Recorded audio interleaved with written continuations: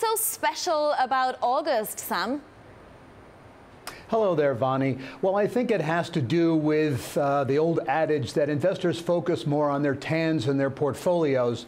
But really, August is sort of a setup, a precursor to the more challenging performance in September.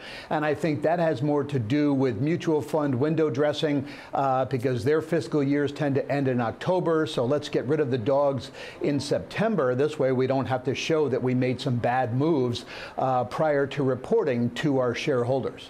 Except that we're hitting records, Sam, so that might be less of a concern this year.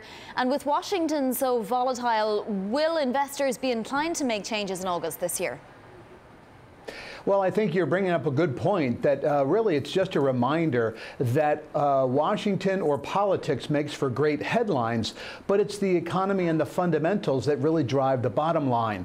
And we've been seeing S&P 500 earnings for the second quarter now estimated to be up 10% for the quarter as compared with a number closer to 6% at the beginning of the quarter reporting period. Technology was expected to be up 11%, now likely to be up 20%. So we're seeing the 22nd consecutive quarter of better than expected earnings. Sam, what do you care more about, Dow 22,000 or S&P 500 2,500 if and when that happens? Hello, Mark. Well, basically, both numbers are pretty close. And I learned a long time ago from a well-respected technician, Mark Arbiter, that these round numbers tend to act like rusty doors and require several attempts before you finally get them to swing open.